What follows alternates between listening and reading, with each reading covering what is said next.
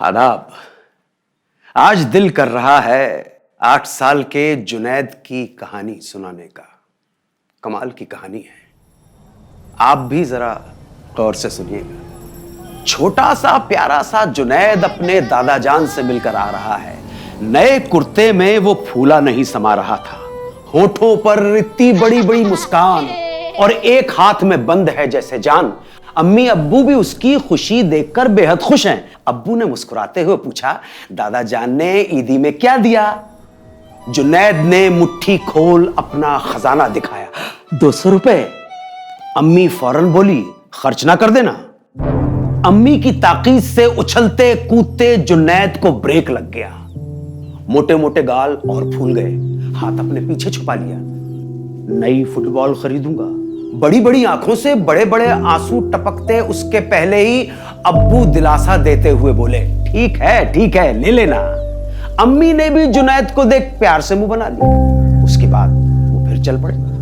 बेचारे का नन्हा दिल बुरी तरह हिल गया था, मानो फुटबॉल खरीदने से पहले ही छिन गई। शुक्र है खिलौने की दुकान आ गई। इतने सारे खिलौने, लेकिन जुनैद को तो सिर्फ फुटबॉल ही दिखाई दे रही थी, जिसकी कीमत कहीं ज्यादा थी। जल्दी से 200 रुपए रख फुटबॉल को झपट कर सीने से लगा लिया और फौरन निकल लिया वहां से, पता नहीं क्या हो जाए। अब्बू हंसकर बकाया चुकाने लगे। जब यकीन हो गया कोई खतरा नहीं है, उसने बाहें खोल दी। बॉल उसकी कैद से कूद पड़ी। कभी वो आगे तो कभी बॉल आगे, कभी बॉल भागे तो कभी जुनैद भागे। छोटा सा जुनैद, बड़ी सी फुटबॉल, दोनों की दीवानगी ऐसी जिसकी कोई हद नहीं। लीजिए साहब, घर भी आ गया। गली में नए नए कपड़े पहने दोस्तों को कंचे खेलते देख जुनैद मचल पड़ा। सबको फुटबॉल दिखाकर आऊं, और दोस्तों के बीच पहुंच गया। जैसे ही छोटे छोटे कंचों से उसकी बड़ी सी फुटबॉल टकराई, बच्चे खुशी से झूम उठे और सारा समा चहक गया।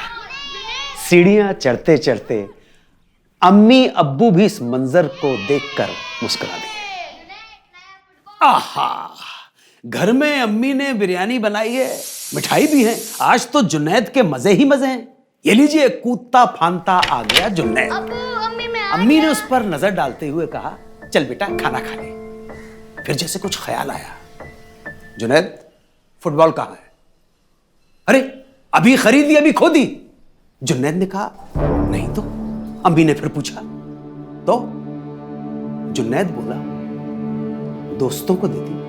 अब्बू चौंक पड़े, दोस्तों को दे दी? जुनैद बोला, हां, उनके पास फुटबॉल नहीं थी ना। अब्बू ने पूछा, और अब तुम क्या करोगे? मासूम जुनैद बोला, हम साथ ही तो खेलेंगे। बस बॉल पहले सलीम के घर रहेगी, फिर कुछ दिन अली के घर, फिर राहुल के पास, फिर मेरे पास। सबको बॉल मिलेगी ना अब्बू। और अब्बू अम्मी बस खामोशी से उसे देखे जा रहे थे। उनका बच्चा अपना कलेजा दे आया और बोल ऐसे रहा है जैसे कुछ हुआ ही ना हो। अम्मी ने उसे गले लगा लिया। ईद मुबारक बेटा। अब्बू ने मिठाई निकाली। ऐसी ही छोटी छोटी अच्छाइयों से सबका मुंह मीठा होता रहे। दुआ करता हूं आप सब महफूज रहें, सलामत रहें। ईद मुबारक। दुआओं में याद रखें।